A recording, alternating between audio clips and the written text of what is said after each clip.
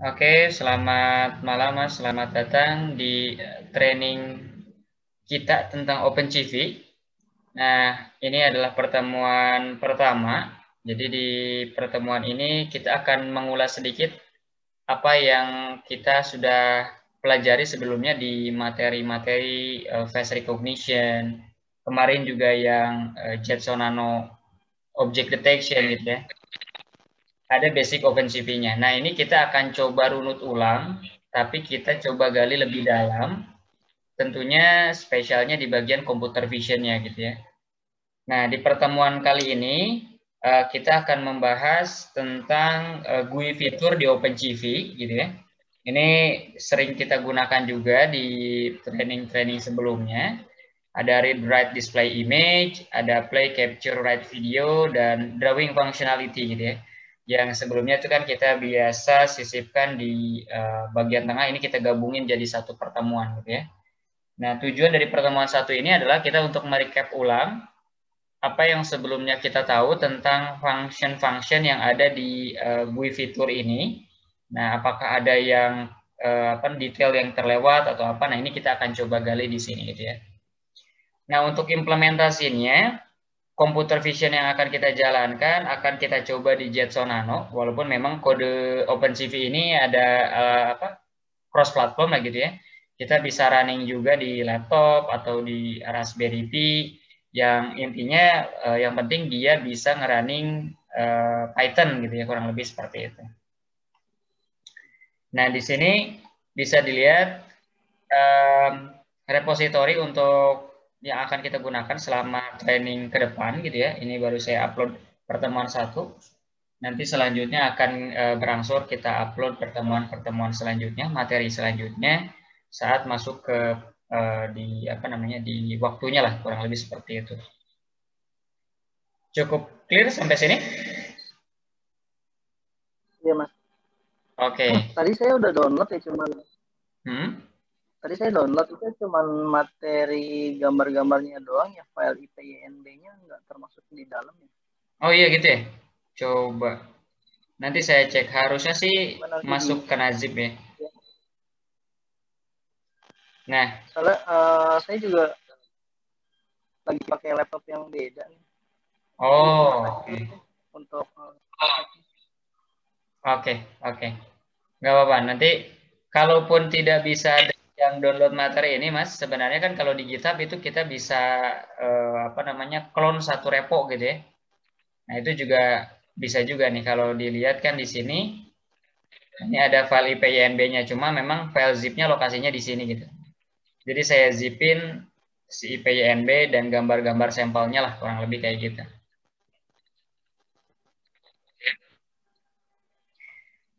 Nah, oke, kita start aja ya. Nanti mungkin untuk yang download materi ini nggak ada IPYNB-nya, saya cek di di belakang ya. Kalau ada udah ke bawah, nanti saya coba uploadkan lagi yang versi ada IPYNB-nya. Oke, nah sekarang ini seperti biasa, kita akan menggunakan Visual Studio Code gitu ya untuk nge-remote Jetson Nano ya. Ini nggak mandatori sebenarnya. Kita bisa menggunakan IDE lain, yang penting bisa ngeran Python, bahkan terminal pure juga boleh.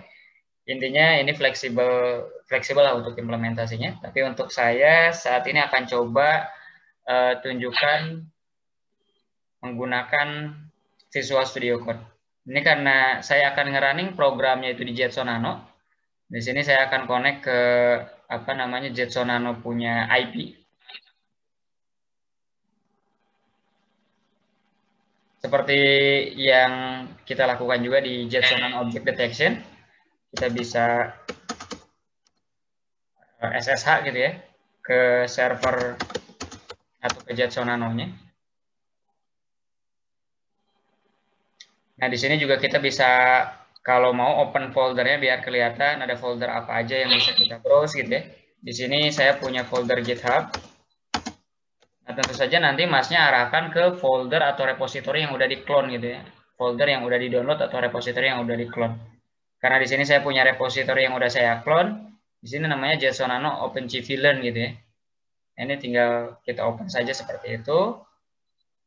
Nanti akan otomatis menampilkan list-list file yang ada di dalam folder Jetson Nano OpenCV Learn. Ataupun misalkan file yang ada di folder yang masnya download, itu bisa kita bebas, mau yang kita buka repository ataupun file downloadan.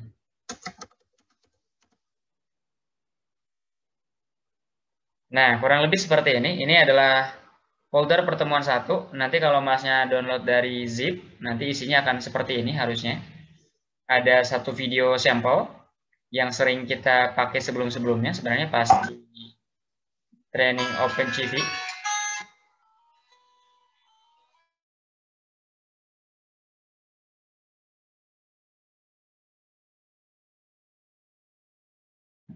Oke, maaf Mas. Kita continue ya. Suara saya kedengaran? Iya Mas, tadi kenapa ya? Iya, itu tadi ada yang nge-call.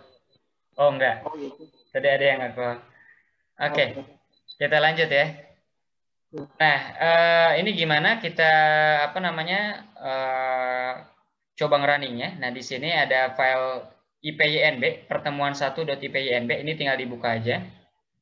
Nah, kalau misalkan sebelumnya kan kalau kita ingat pada saat kita menggunakan OpenCV gitu ya di Jetson Nano, kita udah menginstal beberapa extension Python di Jetson Nano gitu ya. Ini kalau kita klik, nah ini seperti Jupyter dan Python, ini pernah kita install gitu ya.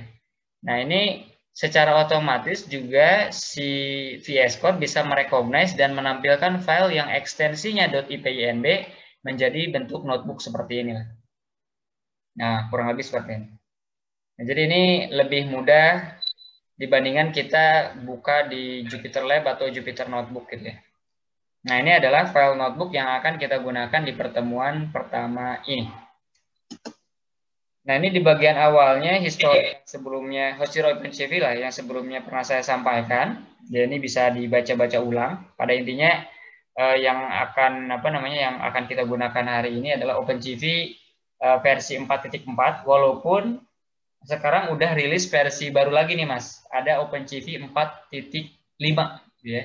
Dan perkembangan OpenCV ini terus berkembang lah hari demi hari. Tiap bulan, bahkan mungkin tahun depan akan ada wacana, entah di tahun depan atau tahun kapan gitu ya, OpenCV 5.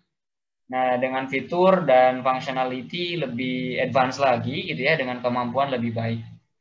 Gitu. Nah, yang akan kita bahas malam hari ini, seperti tadi di awal saya sampaikan, adalah seputar GUI fitur di OpenCV, Read Write Display Image, Play Capture Write Video, sama drawing functionality, line, rectangle, circle, polyline, dan polyfill, gitu ya. Sebelum kita mulai, ini saya cantumkan sedikit shortcut gitu yang akan mempermudah saat kita menggunakan Jupyter Lab atau Jupyter Notebook gitu ya. Ini cukup enak digunakan karena si shortcut ini tuh bisa membantu kita mempercepat proses pengeditan, penambahan sel dan lain sebagainya. Contohnya di sini nih ada, kalau kita bisa klik escape untuk masuk ke mode command gitu ya. Jadi contohnya kalau saya ini di sel pertama ini saya klik nih Mas, kalau dilihat ya. Saya klik di keyboard saya tombol escape, dia langsung keluar dari mode sel gitu ya ke mode command. Nah, mode command tuh di luar ini nih. Kalau mode sel ini ketika saya klik di dalamnya gitu ya. Tandanya ada sel yang aktif. Nah, itu mode sel. Untuk keluar dari mode sel ke mode command, tinggal klik button escape keluar sini. Oke, cukup clear? Nah, terus juga ada kalau kita klik tombol enter, dia otomatis ya kebalikannya dari escape lah, dari mode command untuk ke mode cell. Bisa juga kita pencet escape plus A untuk menambahkan sel ke atas, atau escape plus B untuk menambahkan sel ke bawah. Contohnya nih, saya lagi di sel ini, pencet escape B, nah dia nambahin sel ke bawah gitu. Ini shortcutnya aja gitu ya. Kalaupun tidak seperti itu nih, ini di bawah sini kalau kita hover kan ada semacam kayak button gitu ya. Kalau kita klik juga ini sama, mempermudah kita untuk nambahin sel juga gitu. Untuk menghapus ini juga di tiap selnya sudah ada elemen widget delete-nya lah gitu ya. Ini versi notebooknya kayaknya diperbaharui sama VS Code-nya, jadi lebih mirip dengan Colab kalau masnya ingat ya. Di bagian bawahnya ini sih bisa nambahin kode snippet ataupun markdown. Oh iya. Nah, itu ini bisa digunakan lah untuk shortcut. Kurang lebih seperti itu untuk shortcut Jupyter. Oke, kita mulai. Seperti biasa, di pertemuan-pertemuan training sebelumnya juga kita melakukan hal yang sama. Kita import tentunya library OpenCV-nya. Nah, di sini di training ini kita menggunakan versi via property version gitu ya, CV2 version. Ini kita menggunakan OpenCV versi 4.4.0 ya. Kalau nggak salah ini dulu pernah kita build di Jetson Nano OpenCV untuk yang support CUDA ya, GPU. Nah, waktu itu juga kalau nggak salah pas kita belajar Jetson Nano Object Detection, kita menggunakan GPU functionality-nya, CUDA acceleration untuk proses inference deep learning object detection ya di OpenCV DNN. Nah, sebenarnya untuk pemanfaatan CUDA ini untuk accelerated computer vision gak hanya di OpenCV DNN, bisa di beragam function gitu ya. Contohnya kalau masnya ingat di OpenCV itu kan ada function buat nge-resize gitu ya. Ada function misalkan buat nge-grayscale, ada function untuk mencari kontur gitu, contour detection. Nah, itu juga sebenarnya ada versi function-function yang CUDA enable gitu ya. Jadi kita bisa ngerunning function tersebut tidak diproses di CPU tapi di GPU gitu. Nanti itu akan kita selip-selipkan bagaimana proses manggil metode yang CPU dan GPU. Nah, sehingga kita bisa extend juga perbedaannya gimana cara kita menggunakan metode OpenCV saat di-execute di CPU, CPU-nya Jetson Nano, dan bagaimana juga pada saat kita pengen menggunakan kode OpenCV untuk di-execute di GPU NVIDIA-nya gitu ya, via CUDA. Nah, ini kita bisa cek build information-nya menggunakan CV2 get build information. Di sini kita bisa dapatkan informasi detail terkait library OpenCV yang kita gunakan ya. Karena ini waktu itu seingat saya kita nge-build dari source gitu ya. Di sini juga secara spek. Nah, ini support CUDA dan CUDNN di bagian bawah. Nah, ini ya. Support CUDA dan juga CUDNN versi 8. Ini bisa kita gunakan untuk accelerate GPU lah, GPU accelerate by CUDA gitu ya. Nah, kita mulai aja nih, mulai dari read image ya. Ini juga metode yang sering banget kita pakai di pertemuan-pertemuan sebelumnya, CV2 imread ya. Di sini saya udah punya sampel gambar Lena.jpg yang sering kita gunakan juga. Ini kan kalau sebelumnya kita running, kita tahu gambar yang dibaca oleh si function CV2 imread ini adalah numpy and array ya.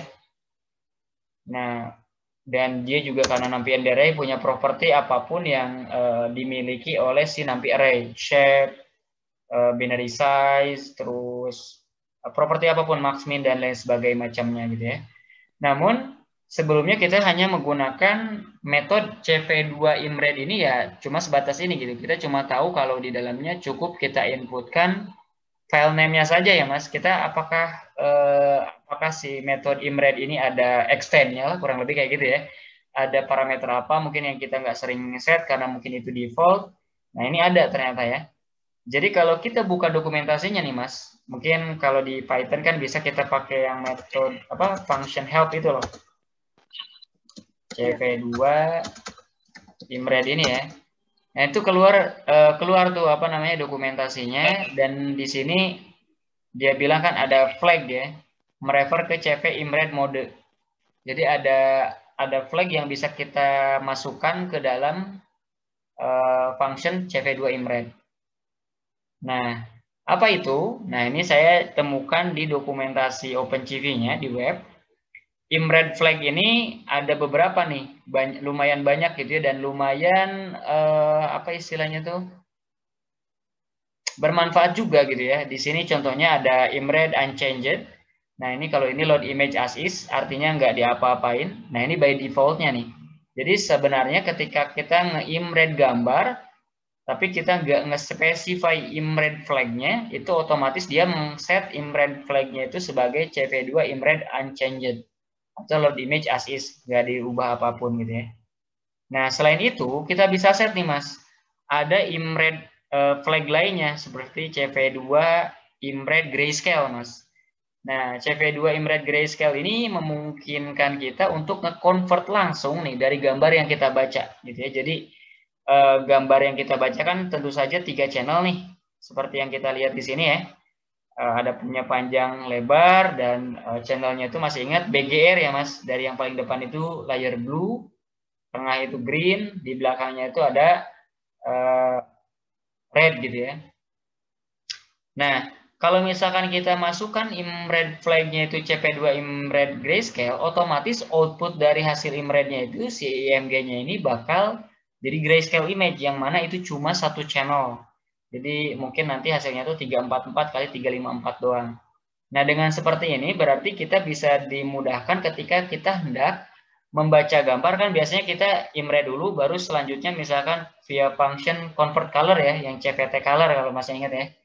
Nah, itu kan kita pakai flag yang BGR to gray gitu ya, untuk ke grayscale image. Nah, ini bisa langsung nih di satu command, si CV2 imred ini kita bisa baca as grayscale image gitu, kurang lebih kayak gitu. Nah, ini juga kita bisa menggunakan metode-metode lainnya, flag-flag lainnya, imred flag lainnya, ada lumayan banyak, seperti imred color. Nah, ini untuk nge-convert image-nya menjadi 3 channel BGR color image. Nah, mungkin masih agak bingung nih kan. Convert image to 3 channel BGR color image. Berarti apakah sebelumnya ada yang non 3 channel? Ya bisa aja. Kayak gambar misalkan yang punya layer keempat seperti PNG atau depth image gitu ya. Nah, ini dia punya layer keempat. Nah, itu bisa kita transform menjadi RGB image dengan menambahkan CV2 imred color. Kurang lebih seperti itu. Ada parameter lainnya juga seperti imred any depth gitu ya. Ini kalau misalkan kita berurusan dengan gambar yang dia punya depth intensity gitu ya. Terus juga macam-macam. Ada bahkan yang bisa melakukan resizing gitu pada saat kita nge-imred gambar. Jadi setelah imred, convert ke grayscale, terus di-reduce size-nya setengahnya gitu ya. Jadi width-nya dibagi 2, height-nya dibagi 2. Nah, ini kalau kita set imred reduce grayscale to. Ada juga yang imred reduce color to, artinya ini cuma dibagi 2, nggak di grayscale kan.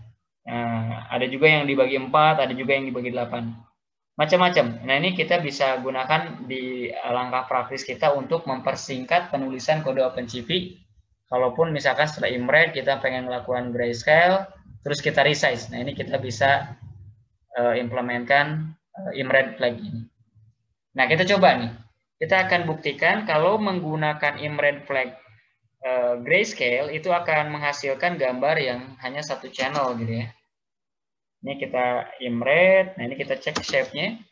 Nah, ini 344,354 ya dengan imred grayscale.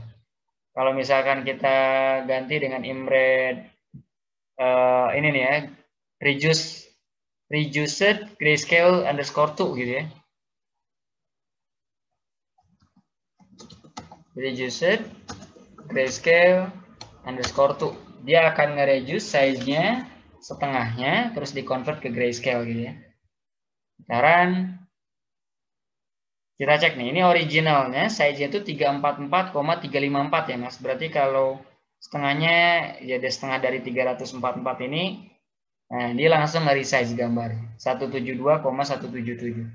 Kurang lebih seperti itu. Jadi si flag imred flag ini dia lumayan bermanfaat untuk tujuan tersebut. Kita lanjut ya. Nah, ini kita masuk ke display image ya. Di sini ada hal menarik yang mau saya tunjukin. sebelumnya itu kan pas kita menggunakan Jetson Nano, kita nggak bisa pakai CV2 IMSIO ya, karena kan Jetson Nano-nya di komputer terpisah, kita pakai komputer remote, betul kan? Sehingga biasanya yang sering kita lakukan adalah IMSIO pakai Matplotlib yang PLT IMSIO. Iya. Tapi pakai Matplotlib tuh bisa dibilang kayak walk around gitu ya. Dan juga si Matplotlib kan punya default mapping color image yang berbeda ya. Kalau OpenCV default mapping colornya itu adalah BGR, kalau Matplotlib RGB, sehingga biasanya kita selalu reverse gitu ya urutan layernya ya. Nah, kalau dengan kondisi seperti itu, di sini saya coba tawarkan kembali, apakah kita bisa menggunakan GUI functionality yang ada di OpenCV walaupun device-nya remote. Dalam hal ini konteksnya Jetson Nano, kita remote SSH ke VS Code yang di komputer berbeda. Nah, ini bisa dimungkinkan sebenarnya. Tekniknya itu disebut dengan SSH X11 forwarding. Nah, ya. Pernah dengar nge-forward GUI dari remote device ke komputer klien yang disebut dengan X11 forwarding? Belum pernah, Mas. Nah, ini kita coba. Ini jalan mulus di kalaupun kliennya misalkan masnya ada server Linux atau apa, terus kliennya ada atau misalkan laptop yang remote-nya itu ada Windows, ini bisa jalan gitu ya. Nah, ini step by step-nya lumayan cukup ketat, gak ketat juga sih, istilahnya ada install ini, setting ini, dan lain sebagainya, tapi menurut saya sih mudah ya. Nah, ini kita pertama bisa download ini yang namanya VCX-SRV gitu ya, VCX-SRV. Ini kayak X11 server, X11 tuh kayak apa ya, GUI server lah, basic Linux, tapi kita bisa running di Windows. Nah, ini ada semacam servernya gitu. Ini kalau diklik, ini langsung seperti ngebuka ya ke page atau halaman penyedia softwarenya di GitHub. Jadi masnya nanti tinggal download juga nih di komputer yang sekarang digunain ya. Ini versi paling latest saja. IC SRP versi 1.17 ini ya. Ini sekitar 37,8 MB. Ini download dan ini versi yang executable gitu ya. Kalaupun udah beres, nanti beres di download, langsung di double klik next seperti biasa lah. Wizard install gampang kalau di Windows ya. Nah, kalau mau dicoba sekarang juga boleh, kita bareng. Nah, setelah proses download dan install, ini saya mungkin sambil continue kalau masnya sambil download ya. Nah, sudah berhasil install dan ya download dan install si VCX SRP ini, ya kita coba start nih si aplikasi ini. Jadi nanti tinggal dicari di pencarian Windows. Coba saya share ulang, takutnya nggak kelihatan. Ini kalau saya buka pencarian Windows kelihatan nggak, Mas? Iya. Ini tinggal diketik aja VCX SRP. Ini kan ada ya paling atas.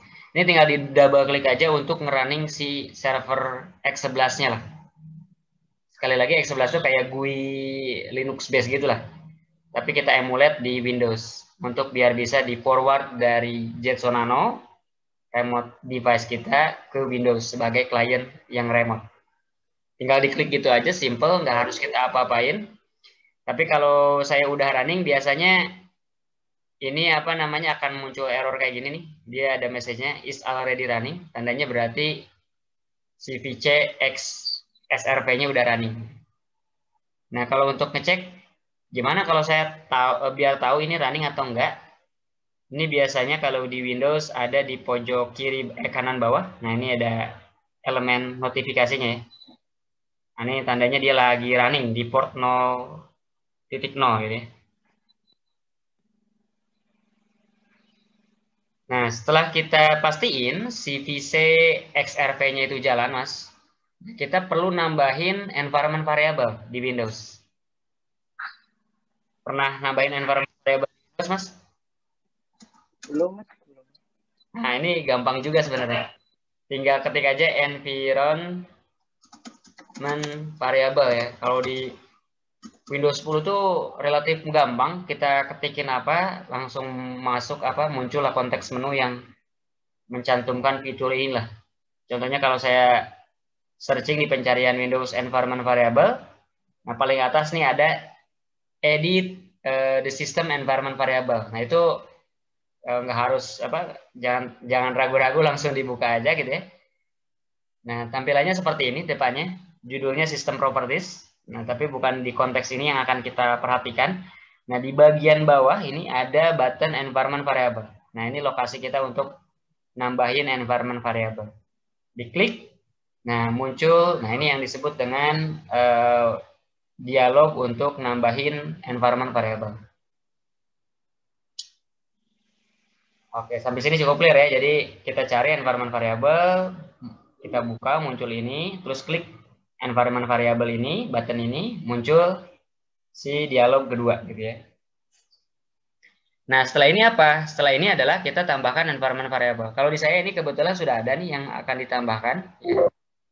Kalau masnya belum ada, ini tinggal klik new gitu ya. Kalau saya klik, nah ini akan muncul Windows seperti ini, Mas. Ada variable name dan variable value. Apa yang harus diisikan di sini? Ini kalau saya kembali lagi ke VS Code-nya ya. Nah, ini adalah variable name display. Terus variable value-nya, ini bisa pakai localhost atau by IP ya. Misalkan 127.0.0.1, ini kan juga nge-refer IP localhost lah. Jadi mau localhost, mau 127.0.0.1 juga boleh. Gitu. Nah, kalau di sini saya pakai display, kalau udah kesimpan ya, kalau udah kesimpan nanti bakal seperti ini. Nanti masnya tinggal isi variable name-nya tadi, contohnya display gitu ya. Localhost atau pakai IP juga boleh 127.0.0.1. Nah portnya 0.0 gitu ya. Ini tinggal klik OK. Kalau saya udah ada jadi tinggal ya pakai yang udah ada aja. Masnya nanti silakan. 0.0 itu portnya. Iya, port display. Mungkin agak aneh, bukan seperti port network ya. Kalau port network itu kan bulat ya Mas, misalkan SSH 22 atau apa gitu ya. Ini port display lah bisa dibilang ya. Oke. Nah, kalau udah ditambahkan Mas, bisa diklik OK, simpan lah istilahnya. Di OK, ke close. Nah, yang kita lakukan selanjutnya apa? Kita tinggal buka settingan di VS Code. Nah, kalau tadi kan di sisi Windows dan server PCXSRP-nya. Nah, sekarang kita config sedikit VS Code-nya biar dia bisa melakukan X11 forwarding. Ini tinggal ketik F1, pencet F1 lah ya. F1 tuh yang jadi laptop di keyboard gitu ya. Ini tinggal masukkan aja preference open setting UI nih, cari menu preference open setting UI. Preference, nah ini kalau cuma prefer doang langsung muncul juga sih di sini. Paling atas ada open setting UI ini Mas. Kelihatan ya? Nah, ini juga tinggal dibuka aja nih Mas. Tinggal diklik. Nah, kalau udah diklik muncul seperti ini. Selanjutnya apa? Ini selanjutnya masukkan pencarian terminal.integrated.env.windows ya. Ini tinggal di, kalau susah ini mungkin di copy aja gitu ya. Nah, kurang lebih kayak gitulah. Itu tinggal dipaste di mana? Nah, dipaste di pencarian settingnya ini. Kayak gini. Oke. Cukup clear? Clear, Mas. Oke. Nah, kalau udah masukin itu, kalau dilihat kan di sini ada edit in setting.json ya. Nah, ini diklik aja, Mas. Nah, kalau udah diklik, nanti muncul ke paling bawah, tepat di bagian yang kita tambahin tadi tuh, Terminal Integrated ENV Windows. Kalau di Masnya belum pernah ditambahin, pasti bagian ini tuh kosong seperti inilah kurang lebih gitu ya. Tapi karena saya udah tambahin, nah Masnya nanti tinggal tambahin display, IP, dan portnya tadi sama seperti yang dicantumin di environment variable Windows ya. Nah, kurang lebih kayak gitu. Kalau di saya ini udah saya setup. Jadi pas saya buka tadi langsung udah ada ya. Nanti kurang lebih dibuat seperti ini. Nah, di depan juga ada contohnya nih, jadi dimodify sehingga bentuknya seperti ini gitu ya. Nah, ini tadi bagian yang harus dieditnya. Nah, step terakhir, ketik F1 lagi. Nah, sekarang cari remote SSH, open SSH configuration file. Ini sama seperti kayak kita nambahin SSH connection lah. Cukup familiar mungkin bagian ini ya. Ini cari remote SSH seperti ini. Dan selanjutnya kita buka yang Open SSH Configuration File. Nah, yang ini yang kedua ya. Klik.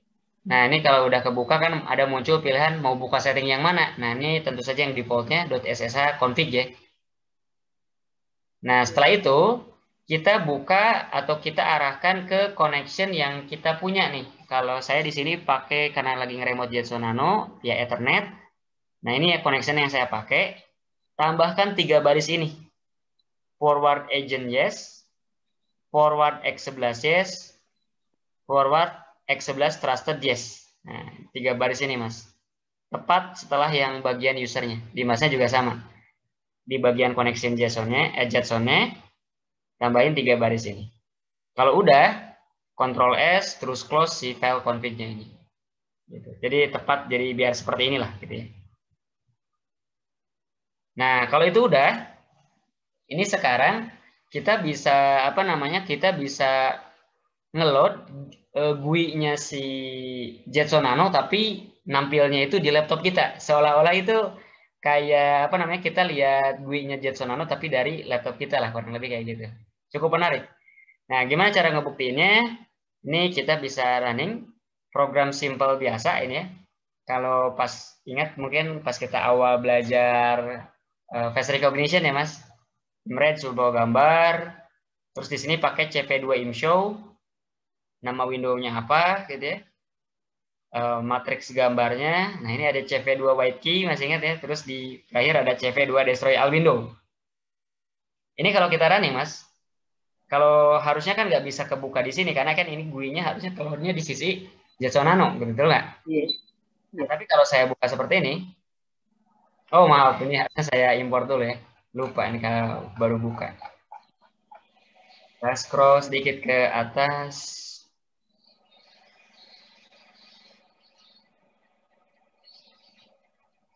Oke, berhasil diimport. Kita balik lagi ke bawah. Oke, di bagian ini kita running ulang. Sip. Oh iya. Nah, ini sebenarnya gue punya si Jason Nano nih. Gitu ya. Tapi bisa tiba-tiba nongol di sini. Nah, mungkin bakal jadi penasaran juga kalau foto dari gue-nya Jason Nano bisa di-forward ke laptop kita. Kalau nge-play video bisa nggak gitu? Bener nggak?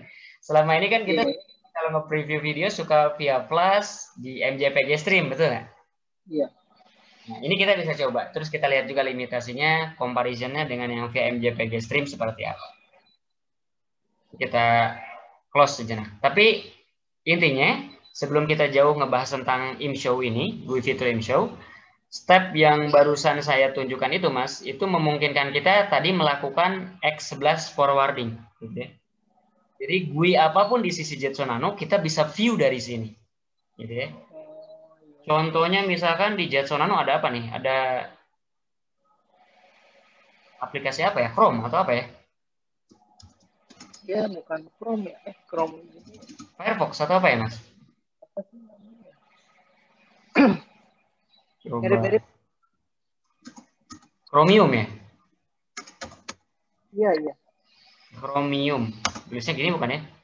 Coba apt search. Lupa namanya itu apa? Chromium. Itu ada ya. Iya ada nih, tapi manggilnya apa ya? Coba kita googling dikit. Manggil Chromium dari browser itu apa?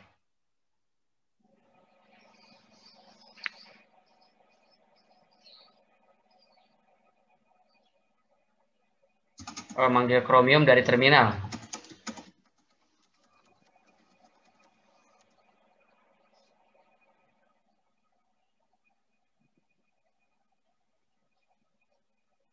Nah, Chromium browser ternyata. Ini juga sama, ini bisa kita forward, Mas. Intinya GUI apapun di sisi Jetson Nano, kita bisa buka dari sini. Gitu. Nah, coba lihat. Oh iya, keren Mas. Iya, kayak gitu tuh, Mas. Ini benar-benar browsernya itu di Jetson Nano, ini Chromium @jetson gitu ya. Saya browsing pun ya bukan nge-browsing dari laptop saya, tapi dari sisi Jetson Nano. Misalkan ini kita buka YouTube.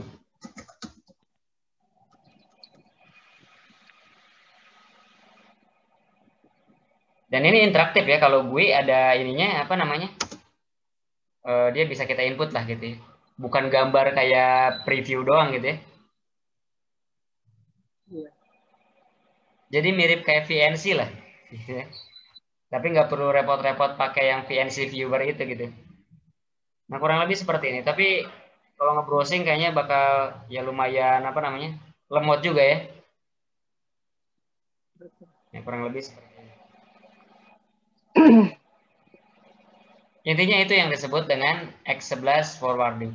Bisa bermanfaat juga misalkan kayak nge-setting wifi atau apa via GUI, daripada nyolok monitor kan repot. Buka aja GUI buat network manager apa gitu ya. Tinggal dari sini nge-pop up dari laptop kita. Dan setting-setting lainnya lah yang biasanya mungkin kita repot harus colok monitor dulu gitu. Intinya seperti itu.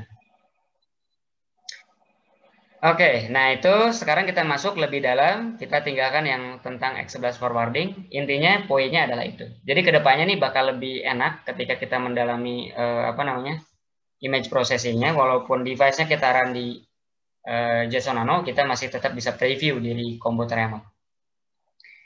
Nah ini mengulas sedikit ya, kita bahas tentang teknik apa atau fitur GUI-nya di OpenCV ya. ImShow ini kan memang function untuk nge-show gambar. Parameternya cuma 2. Nama window dan image matrix ya, untuk pengingat lagi gitu ya. Nah, masih ingat juga kan ya ada CV white key. CV white key ini di dalamnya kalau kita nggak isi 0 doang gitu ya. Ini kan bakal display forever gitu ya. Kalau kita klik key up, klik huruf apa gitu ya, pencet tombol apa di keyboard baru dia nge-close. Gitu. Tapi kalau kita isi angka, nah ini angkanya itu merepresentasikan banyaknya milisecond gambar tersebut akan di hold atau ditampilkan. Nah ini mereview yang sebelumnya lah pernah kita pelajari. Ini kalau kita rankan ya, kalau kita ingat di sini isi 6000 ya otomatis si gambar ini akan standby selama 6 detik. Udah 6 detik hilang kayak barusan. Running lagi, nampil lagi selama 6 detik.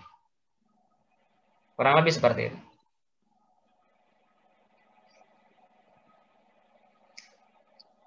Nah, dan kalau dilihat kan di sini output dari CV2 whitekey-nya itu saya tangkap ke variabel res, dan kalau di print ini outputnya -1 ya.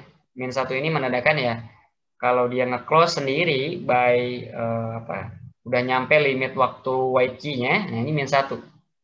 Tapi value-nya nggak selalu -1. Ini contohnya di sini. Kalau misalkan kita klik sesuatu nih pas di rentang sebelum detik ke-6, dia bakal ngeprint karakter apa, misalnya ini pencet D. Nah, ini 100 gitu ya. Kalau saya pencet misalkan huruf Q, 113. Kalau saya pencet huruf A, 97. Nah, masih ingat itu ya, Mas? Itu adalah angka apa? Itu adalah angka desimal representasi ASCII-nya gitu ya. Nah, ini bisa kita manfaatkan seperti yang sebelumnya pernah dijelasin juga ya. Untuk nge-close si gambar gitu ya. Ini misalkan cuma view 4000, saya coba tinggiin 10 detik lah ya. Ini kalau saya apa namanya, saya klik D, nah ngepres D. Di sini D-nya saya bisa, kalau tadi kan ngeprint bentuk desimalnya, kalau mau nyari bentuk alfabetikalnya gimana? Nah ini tinggal pakai function CHR gitu ya. Jadi kita bisa tahu representasi karakternya untuk apa namanya itu desimal number yang dihasilkan atau didapatkan. Gitu.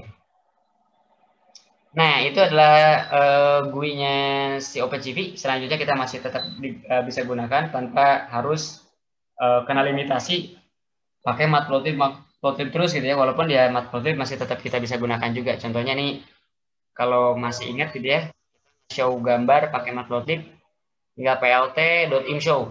Memang secara struktur lebih apa namanya, lebih ringkas, cuma satu command. Kalau OpenCV kan harus 3 paling enggak ya, 3 baris gitu ya.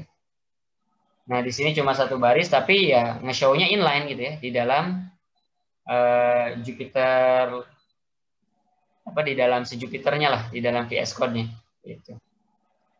Nah, ini dan juga karena memang ordering dari layer gambar di sisi Matplotlib dan OpenCV itu beda.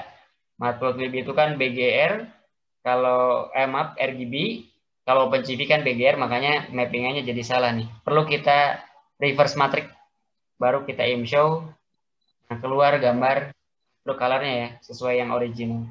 Ya, itulah kekurangannya. Jadi perlu kita lakukan reverse matrix dulu kalau pakai matplotlib.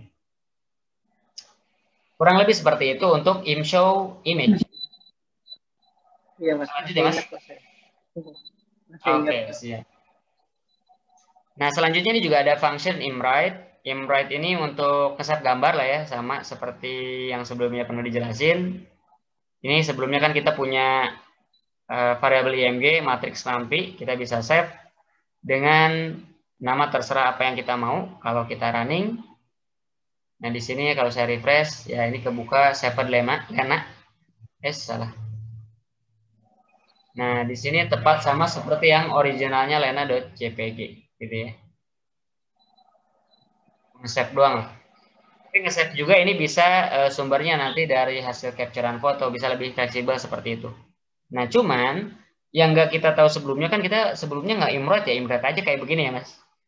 Dulu juga kalau misalkan pun jadi PNG, tinggal ganti jadi PNG aja extensionnya ya. Nah, ternyata si function imwrite ini mas, dia ada flag tambahannya yang sebelumnya kita nggak tahu. Nah, itu adalah imwrite flag. Sama seperti yang di sepotong pertemuan sebelumnya yang pernah dibahas, ada imwrite flag gitu ya. Nah, ini ada imwrite flag. Jadi ketika nge-write gambar, ada flagnya yang bisa dipilih. Tapi kalaupun nggak diisi, ya ada nilai defaultnya gitu ya. Nah, contohnya ini seperti apa? Nah, ini imwrite flag itu kayak gini nih. Ada beberapa opsi yang bisa kita pakai. Saya cantumin semuanya yang possible di handle sama si OpenCV. Jadi si imwrite-nya OpenCV ini bisa menghandle JPEG ya. Kita bisa bahkan set quality-nya mas. Default value-nya quality-nya 95. Kalau misalkan kita naikin ya tentu saja lebih bagus. Kalau kita mau turunin juga bisa gitu ya. Nah, ini bisa juga ada kita bisa set JPEG progresif untuk enable JPEG fitur gitu ya. Ini bisa isinya 0 ataupun 1 ya. Ini kalau misalkan mau kita pakai istilah JPEG progresif. Kalau orang yang senang fotografi, mungkin istilah atau fitur-fitur dalam gambar JPEG itu mungkin dia lebih familiar. Seperti imwrite JPEG optimize. Nah, ini untuk apa namanya? Optimize JPEG quality, RST interval, ini untuk reset interval, Luma quality. Luma itu kayak derajat ke grayscale-an atau ke apa ya? Derajat gradien lah. Seberapa halus gradien di gambar lah, kurang lebih seperti itu. Kalau kita kan kita bisa bedain kan gambar vektor dengan gambar foto, betul nggak mas? Kalau vektor itu kan lebih kalau foto itu kan lebih halus. Nah, JPEG Luma Quality ini menentukan seberapa halus gradiennya gitu antara tepian-tepian gitu ya. Ketika terjadi perpindahan warna misalkan di foto, nah misalkan kita bicara Lena, di tepian rambut warna hitam dengan background. Itu kan berubah tuh colornya gitu ya. Nah, ini jadi dia buat sehalus mungkin. Nah, itu Luma tadi. Dan parameter lainnya ada banyak gitu ya. Ada compression, ini untuk JPEG compression biar walaupun kualitinya tinggi gitu ya, tapi biar apa namanya size-nya itu nggak gemuk. Nah, ini kita bisa mainin di PNG compression. Ini kalau tipenya PNG ya. Dan tadi di atas koma quality. Terus juga ada PNG strategi, ada PNG B-level, PXM binary, WebP quality. Nah, ini WebP biasanya kalau buat image website pakai WebP. Kalau di kita mungkin jarang, kalau di computer vision pakai WebP ya untuk praktikal. Tapi ini difasilitasi juga sama si OpenGV. Dan lain sebagainya. Tapi kalaupun kita nggak, misalkan JPG yang existing pun kita udah happy, nggak mau just terlalu maksimum, ya kita bisa pakai as is aja. Tapi kalau kita ada kebutuhan ingin fullin semua speknya gitu ya, ini kita bisa kontrol gitu dari parameter-parameter ini. Kurang lebih seperti itu. Contohnya misalkan kita pengen atur image JPEG quality-nya gitu ya. Jadi berapa dari 0 ke 100, ini tinggal kita pakai yang CV2 image JPEG quality gitu. Ini defaultnya tuh 90. Nah, ini image. Tapi image enaknya digabung dengan cara kita nge-capture foto ya. Nanti mungkin di bawah ditunjukkan sama seperti sebelumnya yang pernah kita bahas juga ya. Kita coba mulai sekarang masuk ke play video sebelum kita nge-capture foto, karena kan integrasinya dengan kamera ya. Kalau play video, masih ingat ya Mas, ini kita pakai CV2 video capture ya, yang sering kita gunakan gitu ya. Selama ini kan kita tahunya di sini diinputkan kalau nggak file video, bisa juga indeks kamera device ya, 012 gitu ya, ataupun juga TSP atau URL ke video stream, CCTV, MJPG stream gitu, itu bisa dimasukin di sini. Kita tahunya ada 3 variasi itu ya. Bisa file video, bisa indeks device kamera, bisa URL stream. Nah, ini standar yang cara ngeplay video yang sebelumnya kita pelajari juga. Ada while loop-nya untuk kalau ini udah di-create object cap-nya, kita cek capture-nya ke open atau enggak. Kalau iya, kita baca frame by frame-nya, terus kita in-show. Nah, ini di-close kalau saya pencet Q gitu ya. Terus akhirnya tinggal tap release dan destroy all window. Ini tinggal kita running aja. Nah, ini kita lihat nih. Dengan, masih ingat dulu kita pakai sampel gambar, sampel video yang mobil itu Mas, lewat di jalan. Nah, gitu ya. Ini kita pakai video yang sama. Kita akan running over X11. Apakah mulus atau enggak gitu ya.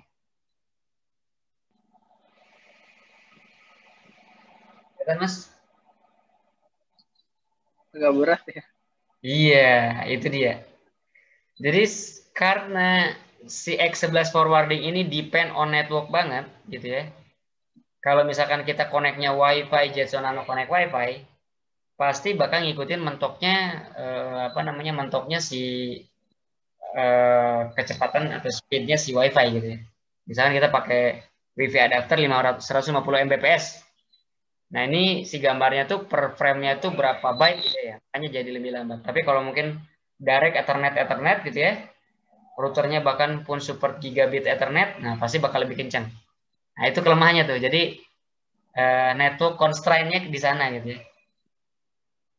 Kurang lebih kayak gitu. Ini kebetulan nih saya kalau di laptop connect ke routernya pakai WiFi dengan speed maksimum 100 Mbps. Nah, kalau dengan kondisi connect ke WiFi doang, apakah bisa kita achieve speed lebih tinggi? Bisa, bisa aja. Tapi sebelum di in-show, ini saya close dulu ya, pencet Q. Sebelum saya in-show, kita resize, kecilin aja gitu ya. Nah, itu triknya gitu ya. Ini misalkan di bagian sini, kita tinggal ya cara nge-resize seperti yang pernah kita pelajari gitu ya Mas. IMG cv2.resize gitu ya. Kita resize by ratio. Masih ingat flagnya? Apa ya? R, kalau nggak salah R ya?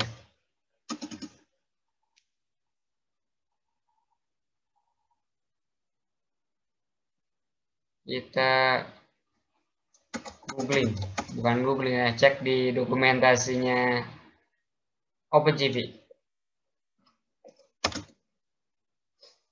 Oke, FXFY. Nah, kalau lupa ya, cara nyonteknya gini. fx-nya kita misalkan bagi ya cuma seperempatnya. fy-nya juga kita sisain seperempatnya. 0,25, 0,25 kayak gini. Oke. IMG ini fx fy. Oke, ini error apa nih? Must separated by new line or semicolon.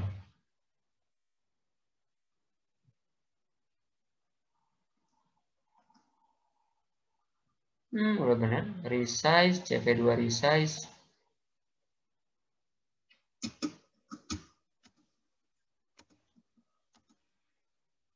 Coba.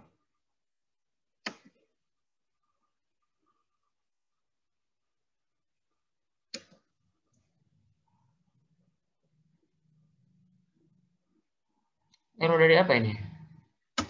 Indentation juga bukan. Cuma warning doang mungkin nih. Coba kita running. Tapi error.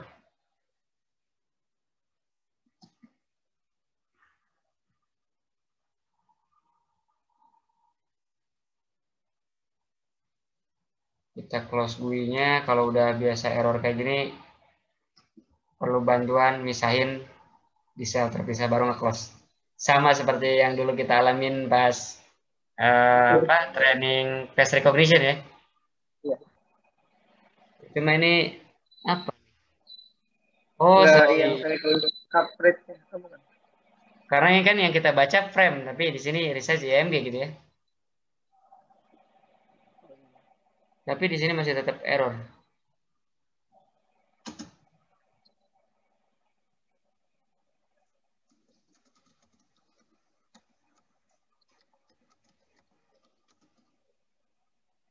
Source destination fx fy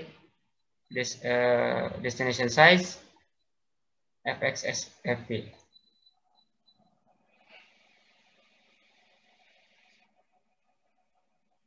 Agak aneh.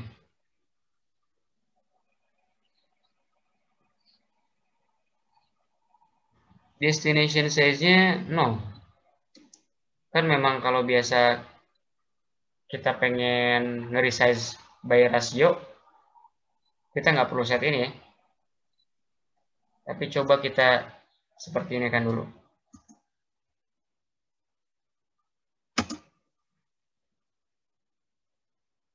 Tapi nggak mau ya.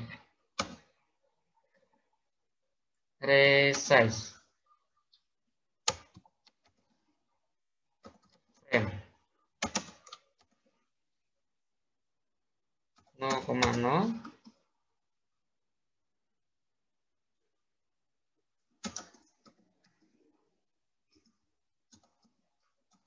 Coba 0,5.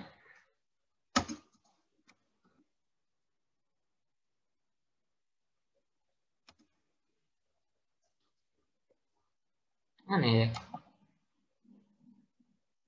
Tapi pun saya komen dia tetap gak ini. Oh, ini masih tetap jalan tapi mungkin VS Code validator ininya tuh kayak telat gitu.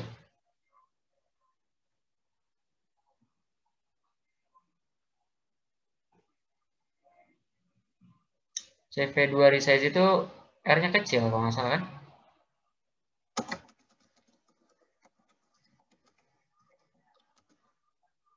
Iya betul kecil.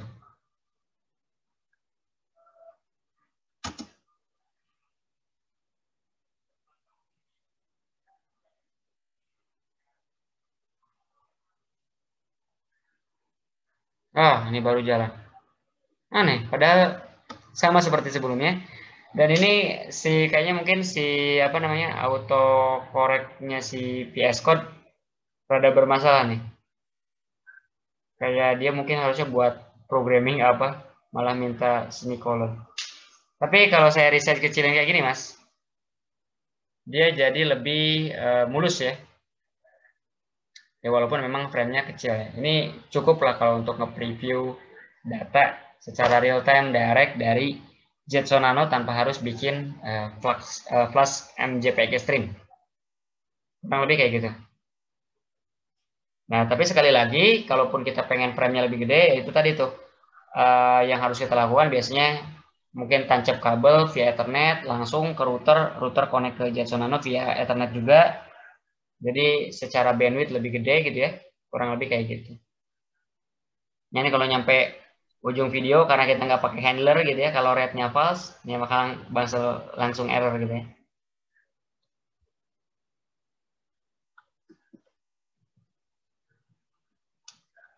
Nah, kurang lebih seperti itu experience-nya ngeplay apa namanya video gitu ya via X11.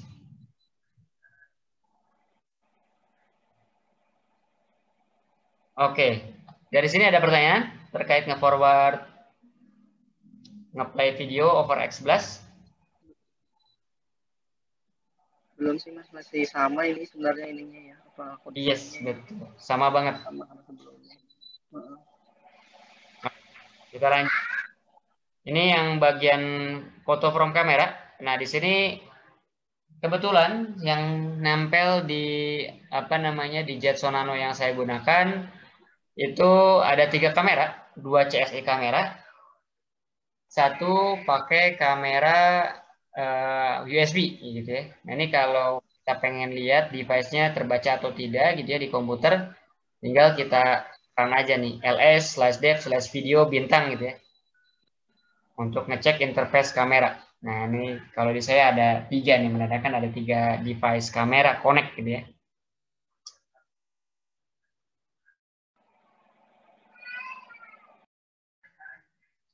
Nah, selanjutnya kita akan coba, ini karena di saya ini yang USB kameranya itu di indeks 2. Nah, ini saya pakai video capture 2 gitu ya. Kalau masnya mungkin cuma satu kamera ya video capture 0 berarti ya. Kalau pakai USB webcam atau kamera memang non CSI gitu ya. Nempel di Jetson Nano-nya.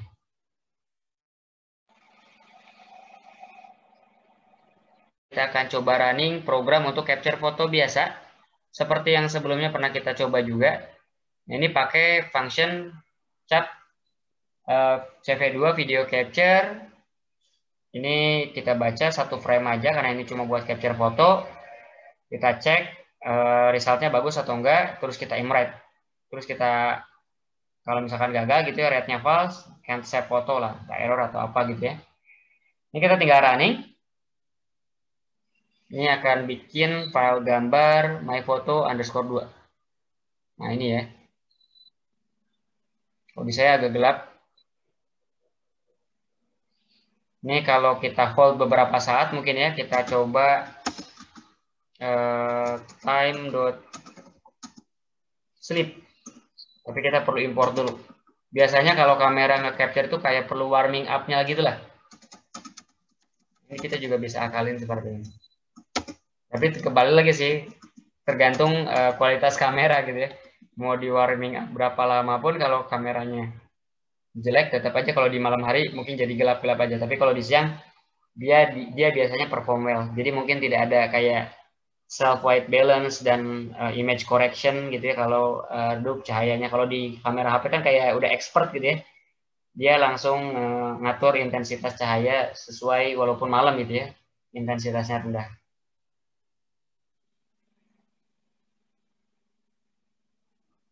Nah, lebih terang ya kalau saya kasih jeda sekitar setengah detik gitu ya. Kalau saya kasih jeda misalkan ya 2 detik gitu ya. Atau misalkan 5 detik, tentu saja waktu ngambilnya bakal agak lebih lama.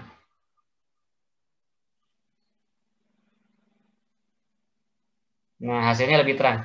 Nah, beda kan ya Mas hasilnya?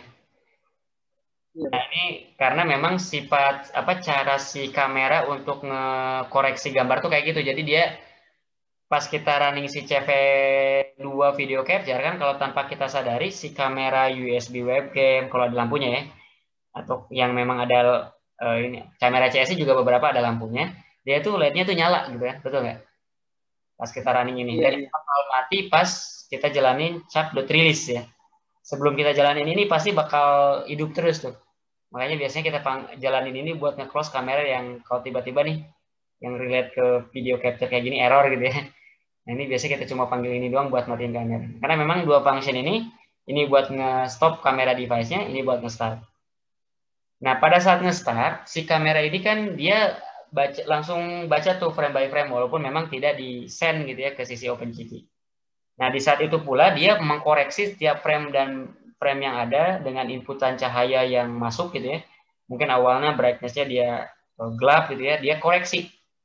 Dia koreksi sampai certain point, oh ini dianggap luminasinya udah oke, pencahayaannya udah oke. Nah tadi seperti yang saya demokan, ketika tanpa slip, gelap banget kan ya. Saya kasih slip setengah detik, itu ya lumayan terang. Slip 5 detik, nah terangnya terang banget lah gitu, jelas banget gitu. Walaupun memang kualitas webcam gitu ya, nggak terlalu tajam.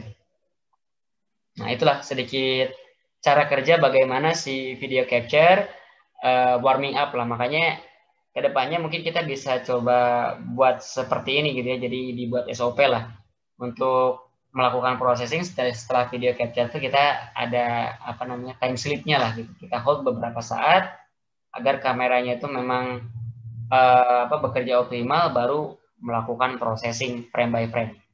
Kurang lebih seperti itu.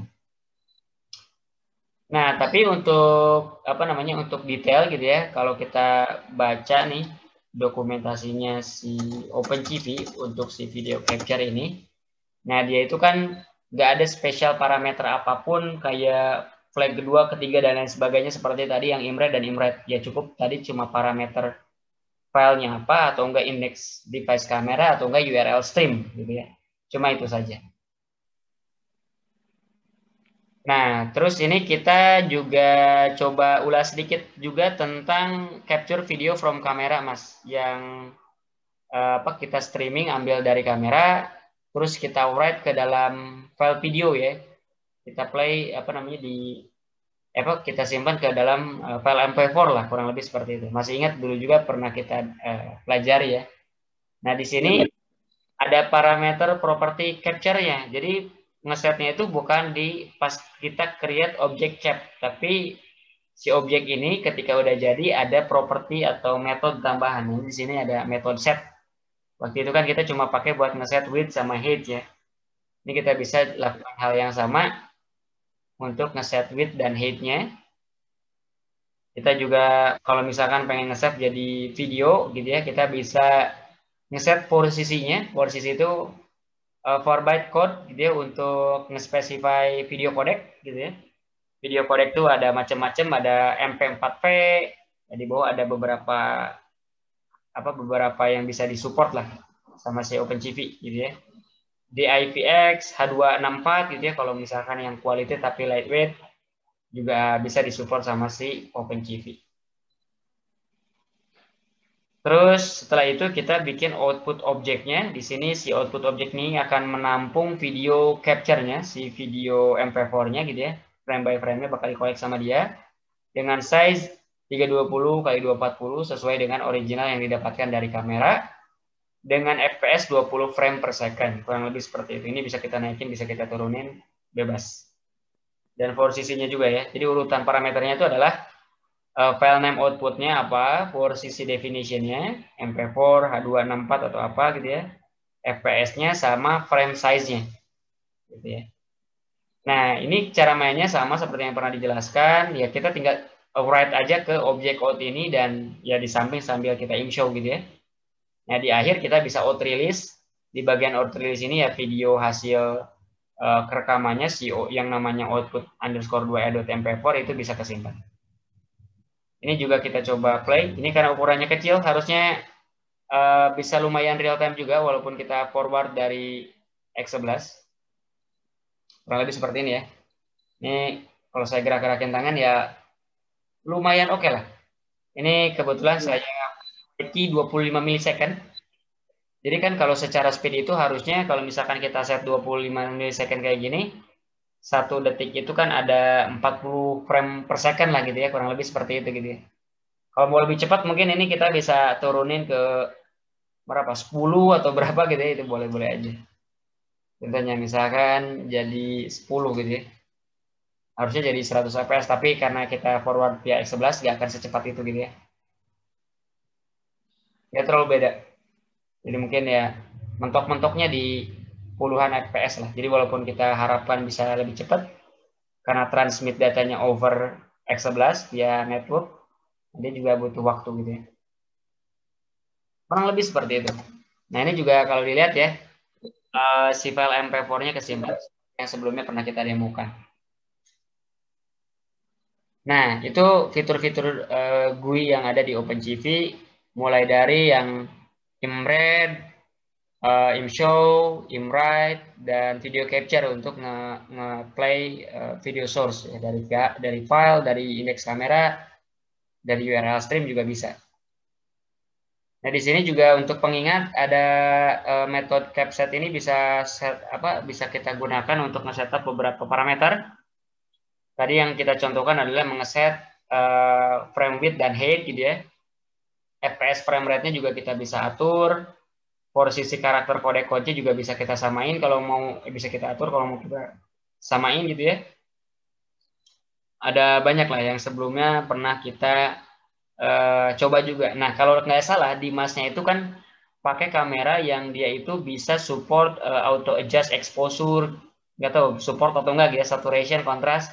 Nah, ini parameter ini harusnya bisa disupport untuk nge-adjust mengontrol kameranya lah gitu ya. Kalau dia ada yang bisa ya muterin lensnya sendiri gitu ya, ada mechanical yang bisa dikontrol lah dari di sisi kameranya. Nah, si OpenCV ini langsung bisa ngobrol juga dengan interface kamera tersebut, baik via USB ataupun CSI. Gitu. Jadi by default langsung harusnya support gitu ya. Nah, ini ada tandanya nih, only for kamera. Menandakan ya memang hanya untuk kamera gitu. Oke. Nah, itu sekilas ulasan. Selanjutnya kita masuk nih ke bagian objek OpenCV Drawing Tool. Ini juga sebelumnya pernah kita bahas, tapi sebelumnya kayaknya nggak pernah kita bahas yang sampai polygon ataupun polyfill gitu ya. Fill poly ataupun polyline gitu ya, itu kayaknya belum pernah kita sentuh. Tapi itu nanti ada benefitnya juga tuh kalau pas kita belajar hook line transform itu untuk road line detection. Nah, itu kita perlu fill poly atau polyline drawing tool gitu ya. Ini kita refresh sedikit tentang speknya gitu ya. Ada tentang CP2 line ya, gampang kalau ini ya. Bagaimana kita mendraw garis gitu ya. CP2 line ini kita bisa gunakan untuk nulis garis dari satu titik ke titik pixel lain. Tentu saja dengan spek seperti itu kita perlu panggil CP2 line, gambarnya apa yang mau di draw, lokasi awal titik garisnya, lokasi akhirnya, warnanya, ketebalannya, thickness, dan line type-nya gitu ya. Sama seperti yang pernah dipelajari sebelumnya ya gitu ya. Ini contoh demonya gitu ya. Ini ada saya bikin gambar tapi nggak ngebaca dari file gambar JPG atau apapun, pakai nampi zero saja, di type-nya unsigned integer 8 bit, ukurannya 400 x 400, ada 3 layer, karena NP0 ini pasti warnanya hitam ya. Selanjutnya ini saya draw horizontal line, vertical line, garis miring. Pernah sebelumnya saya tunjukin lah. Pernah kan masalahnya mas? Iya mas, pernah. Oh, ini nampinya belum saya import. Tinggal kita import aja ya. Import nampi as np. Oke, ini seperti ini ya. Untuk pengingat juga, ini type ini berpengaruh cukup penting gitu ya. Ini berpengaruh ke seberapa soft line-nya dibentuk. Nah, ini kalau yang miring ya, yang warna pink, yang miring warna Tosca. Kalau kita line type-nya line AA, nah dia lebih halus dibandingkan dengan line type lain gitu ya. Kalau yang pink ini seperti patah-patah gitu ya. Nah, ini karena line type-nya itu ada line type AA gitu ya. Nah, itu untuk yang lain. Juga ada juga untuk yang draw rectangle, sama seperti yang lain. Dia speknya itu CP2 rectangle doang, ada gambar sumbernya, titik awal, titik akhir, warna, thickness, dan line type, Mas. Ini kita tinggal setup mirip-mirip banget dengan yang apa namanya si line. Justru yang pas kita training 2 sebelumnya di object detection dan di face recognition kita sering pakai ini ya, karena ini untuk draw pad itu ya. Iya. Dan untuk pengingat ya, iya bounding boxnya itu gitu ya. Oh, rectangle-nya ya. Iya, rectangle-nya yang kotaknya itu. Iya. Dan juga kalau nggak salah itu iya di object detection yang buat itu ya garis pembatasnya itu ya kalau yang lain. Nah, untuk pengingat juga si rectangle ini kalau misalkan si parameter apa thickness-nya kita kasih negatif. Nah, ini kan positif, negatif itu jadi ngisi fill color gitu ya. Jadi si kotaknya itu ada fill color-nya. Tapi kalau kita positif itu jadi ketebalan gitu. Nah, contohnya ini gini ya.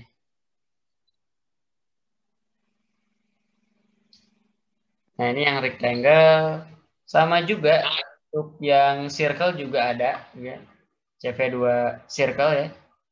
Cuma kalau namanya circle pasti kan ada titik tengah, radiusnya berapa, BGR color-nya, thickness, dan line type. Sama juga kalau thickness-nya kita kasih negatif, tadi bakal jadi fill color, Mas. Contohnya ini. Ini yang outline color. Gitu. Dan ini juga kalau yang bentuknya itu enggak simetrik, maksudnya bukan apa ya, bentuknya melengkung lah ya. Ini sangat direkomendasiin kalau line type-nya itu di set. Jadi line A. Biar apa? Biar mulus. Kalau enggak bakal patah-patah gitu ya. Jadi usahain kalau kayak bentuk lingkaran atau oval atau apapun gitu ya, nge-draw objek berbentuk seperti itu di gambar, set line type-nya itu line A biar halus gitu. Nah, itu yang circle, juga ada yang put text. Nah, ini juga dulu di 2 training sebelumnya sering kita gunakan untuk ngedraw apa namanya ya, text predicted objeknya apa gitu ya. Ini person, ini apa gitu ya kalau di object detection sebelumnya. buat nama kelasnya ya, Mas. Yes, betul. Nah, ini juga akan sering kita gunakan lah kalau di computer vision. Ini speknya ini lebih lebar ya untuk pengingat aja. Matriks gambarnya, teksnya gitu ya, yang mau di draw, lokasi titik start left lah ya, karakter paling kirinya gitu ya. Nah, ini di mana font type-nya ini ada macam-macam yang bisa disupport tapi nggak sebanyak kayak kita pakai Microsoft Word gitu ya. Terus juga color-nya BGR, thickness, dan line type. Sama juga line type-nya ada bisa line type AA gitu ya. Nah, ini contohnya kalau misalkan kita pengen play semuanya. Ini kayaknya di luar konteks bisa dihapus aja, mungkin pas copy lupa dihapus. Nah, intinya di sini kita bisa cobain perbedaan dari setiap font gitu ya. Waktu itu kayaknya pernah ditunjukin juga. Ini kalau nggak salah, ini kalau kita play dia bakal ngelooping ya. Ngelooping terus nampilin si tipe-tipe font ini untuk waktu kurang lebih 2 detik lah per tipe font, terus nanti looping lagi lah gitu ya. Ini kita coba play perbedaannya untuk yang ini hair say simplex tadi ya. Ini yang duplex, ini yang kompleks, triplex, kompleks mal. Nah, ini yang script simplex, script kompleks, font italic tapi nggak italic. Ini yang saya juga masih heran sampai sekarang. Itu kayaknya ada kayak apa sih namanya tuh, kayak settingan di sisi pas kita build OpenCV sih. Karena kan ini kita build manual ya. Kayaknya ada yang kurang waktu itu untuk nambahin font support gitu ya. Makanya font italic tapi jadi nggak italic gitu kan. Tapi itu nggak terlalu esensial. Toh juga kita nggak terlalu banyak mainin font settingnya gitu ya. Yang penting kecetak aja namanya gitu ya. Biasanya cukup seperti itu. Nah, yang biasanya kita pakai adalah kalau nggak yang plain ya simplex gitu ya. Jadi kalau kita replay, nah kalau yang nggak simplex ya plain ini yang lebih kecil gitu.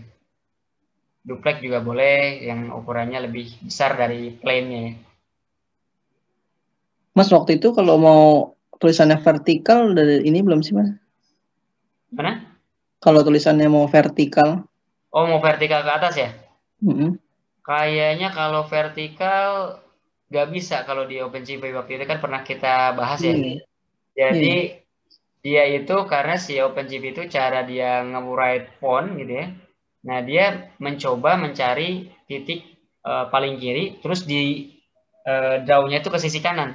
Nah, terus gimana kan kalau misalkan kita pengen ngedraw vertikal waktu, tapi saya lupa pernah disampaikan ke masnya atau enggak, tapi pernah ada yang nanya ke saya juga tadi training yang mana, itu caranya adalah kita draw secara horizontal, misalkan di image dengan background hitam mas, atau di image dengan background putih, terus kita gambarnya itu kita rotate 90 derajat, terus kita tempelin ke gambar utama, nangkap nggak?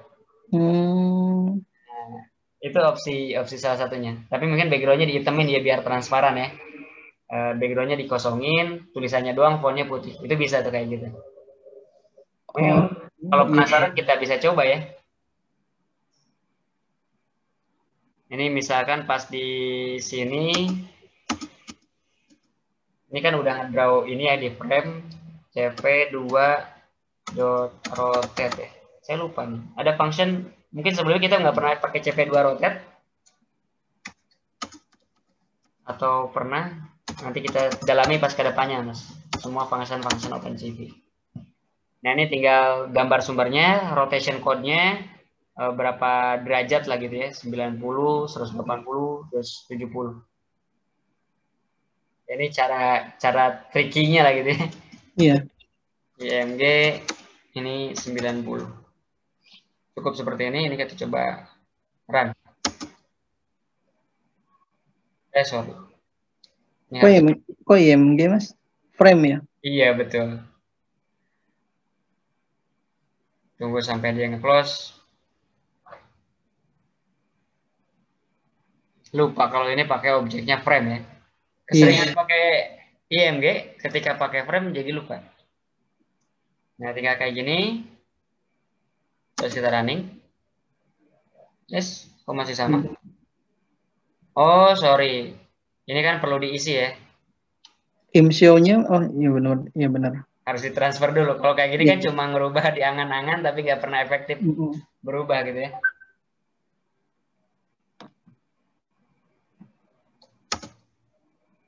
Apa nih?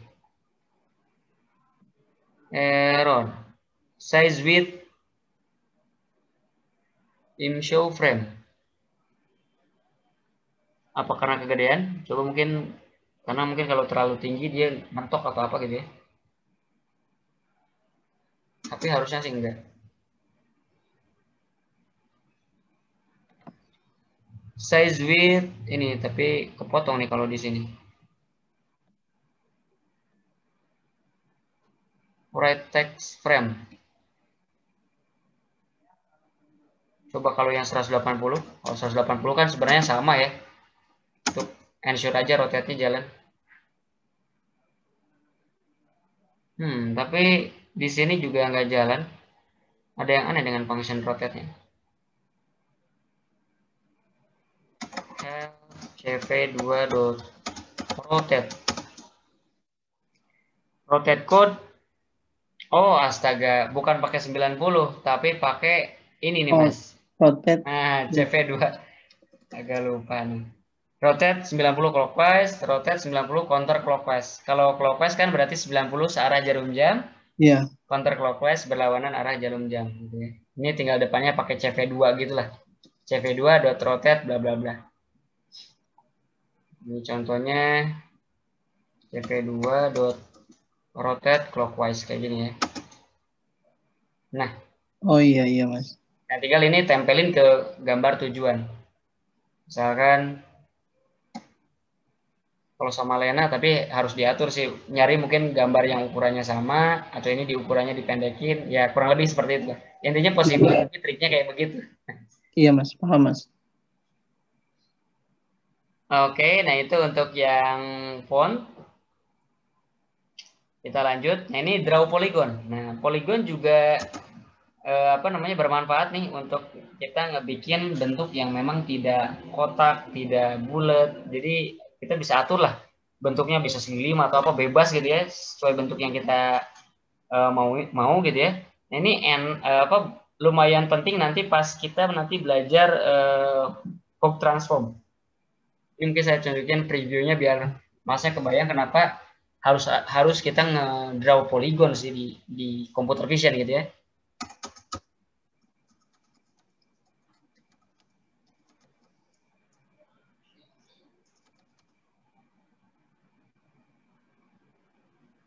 Nah, ini buat seperti ini nantinya, tapi ini nggak ada yang contoh pakai, nah ini ya, yang lebih bagus. Masih cukup jelas atau enggak nih?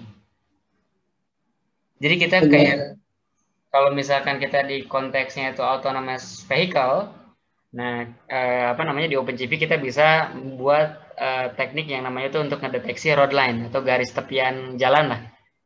Nah, untuk ngegambar area seperti ini kan bukan kotak, ini kan apa, trapezium ya? Iya. Ini gimana caranya? Nah, ini kan pakai polygon. Titik-titik kita tinggal define aja titiknya di sini, di sini, di sini, di sini. Tapi kan tentu saja bukan bukan kita tandain manual gitu ya. Kita si OpenCV yang ngedetek batas-batas ujung garisnya ini gitu ya. Nah, itu nanti bisa bermanfaat buat itu salah satunya gitu ya. Atau buat teknik-teknik lain tapi yang paling terkenal orang sering pakai buat inilah gitu ya. Bahkan ya, ada yang lebih canggih gitu ya, ngedrawnya itu sampai seperti ini. Ya bisa aja lah gitu ya, cukup dengan OpenCV. Salah satu implementasinya si Polygon. Kita kembali lagi ke VS Code. Nah, gimana cara bikin polygon? Nah, ini pakai CV2 fill poly ya. Fill itu ya berarti poligonnya diisi. Kenapa nggak poly doang? Kalau fill kan biasa pakai -1 ya. Nah, ini beda sendiri memang. Fill poly sama polyline itu dipisah. Kalau fill poly memang untuk polygon yang tengahnya itu bisa kita isi color gitu ya. Nah, ini parameternya itu adalah gambar yang mau kita draw fill poly. ETS itu adalah titik-titik di poligonnya. Kayak contoh tadi yang di roadline itu kan ada trapezium 4 titik ya. Kalau pengen gambar segitiga berarti kita harus define 3 titik di list yang namanya PTS ini gitu ya. Terus ada color yang susunannya BGR lah ya, seperti format yang di atas-atas yang pernah ya tadi kita lihat lah ya. Ini set colornya juga sama lah kalau itu. Shift number ya, kalau shift number ini fractional bit untuk vertex koordinatnya gitu ya. Jadi nggak terlalu penting, ini optional doang kalau mau di setup. Ini cuma penting kalau misalkan kita punya pengen poligonnya itu banyak titik, ketat gitu ya, seberapa rangkap posisi titik satu dengan titik lainnya gitu ya. Apalagi kalau misalkan bentuknya terlalu kecil, nah ini bisa di atur sama si shift number. Jadi kalau terlalu dempet gitu ya, kita nggak draw gitu, bener-bener sambungin aja gitu. Kurang lebih kayak gitulah estimasinya, daripada kelihatan gambarnya tuh kayak poligonnya rumek gitu. Ya, intinya kurang lebih seperti itu. Tapi di banyak kasus kita nggak mungkin nggak akan pernah juga mendraw bentuk seperti itu gitu ya, kayak bentuk apalah seperti terlalu banyak titik gitu ya di poligonnya, paling pun banyak misalkan 5 sampai 6. Karena tujuannya seperti tadi yang saya bilang, hanya untuk ngedraw seperti bentuk trapezium atau apa gitu ya. Offset juga sama, offset itu seperti ya opsional juga. Ini untuk nambahin poin nantinya tuh bergunanya itu untuk contouring gitu ya. Tapi ini mostly kita nggak terlalu butuh gitu ya.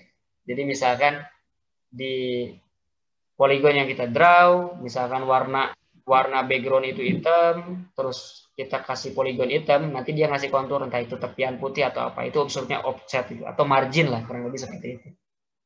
Nah, tapi ini kita nggak perlu set karena biasanya juga kita set color yang berbeda dengan background, dan terutama karena background kita biasanya foto gitu ya, bukan solid color kayak background hitam ataupun apa.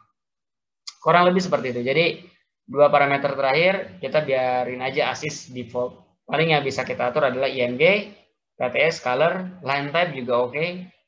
Kita set CV2 line AA biar mulus gitu ya ujungnya, anti area Z line. Nah, kita sekarang Fokus PTS-nya itu apa sih? Kalau di sini dilihat kan array of polygon where each polygon is represented as array of point. Bentuknya itu adalah array NumPy ya, NumPy array, di mana tiap titiknya itu adalah satu array pasangan gitu ya, x, y.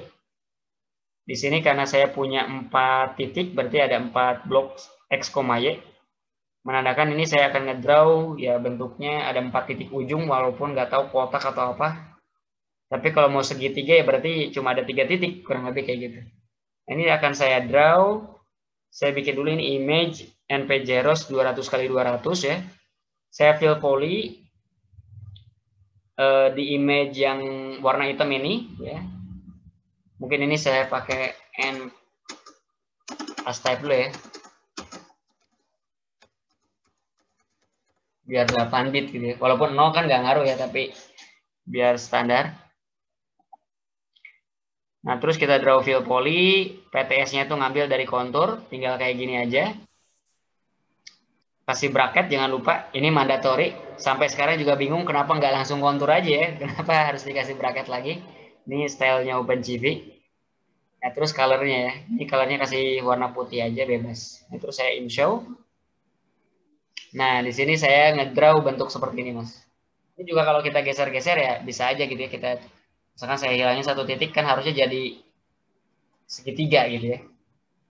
Kalau saya running, nah kurang lebih seperti ini. Ini benar-benar fill poly gitu ya. Jadi ngedraw polygon yang editannya kita bisa set colornya. Dan ini juga secara color kalau misalkan nanti kita draw di apa namanya di image, kita bisa juga set transparansi dan lain sebagainya gitu ya. Cuma itu nanti kita harus gabung dengan teknik yang blending. Kalau pernah ingat ya, Mas? Iya, Mas. Nah, dulu kan pernah kita bikin gambar transparan, tapi menggunakan teknik image blending. Nah, mungkin nggak akan dibahas di sini, kita review di selanjutnya. Gitu. Nah, ini nyampe nih di penghujung materi kita. Jadi, memang sih materi satu pertama ini tuh kebanyakan mengulang, karena untuk mengulas kembali fondasi awal, terutama di beberapa bagian yang memang baru dan sebelumnya itu gak didetailkan gitu ya. Kita cukup tahu oh jalan gitu ya. Kayak contohnya tadi kenapa setelah CV2 apa video capture itu bagusnya dikasih apa namanya tuh Time slip ya. betul. Karena ada alasan di balik itu di mana si kamera perlu warming up, collect cahaya gitu ya, biar gambarnya itu bisa dikoreksi gitu ya secara intensitas warnanya dan lain sebagainya. Kedepannya juga sama, tapi memang banyak pertemuan yang memang benar-benar baru. Sebelumnya pun kita nggak pelajari gitu ya, dan itu kental banget tentang computer vision. Kurang lebih seperti itu. Nanti kita lihatlah kedepannya. Nah, itu aja untuk malam hari ini, Mas. Dari Masnya ada yang mau ditanyakan sebelum kita close? Belum sih, Mas. Masih ini ya awal ya. Oke, betul. Ingat-ingat yang sebelum-sebelumnya juga. Paling Betul. baru yang akhir-akhir ini aja nih ya, yang baru ini. Siap. Oke. Kalau tidak ada berarti ya untuk sesi malam hari ini kita bisa cukupkan dulu ya, Mas. Ya, Berarti kita ada ketemu lagi tuh sekarang kan Rabu. Rabu. Oh, Jumat malam ya. Jumat insya Allah, Mas. Pertemuan kita Jumat malam kita coba lagi untuk pertemuan kedua. Oke, Oke. Mas. Terima kasih banyak, Mas. Selamat malam. Selamat malam.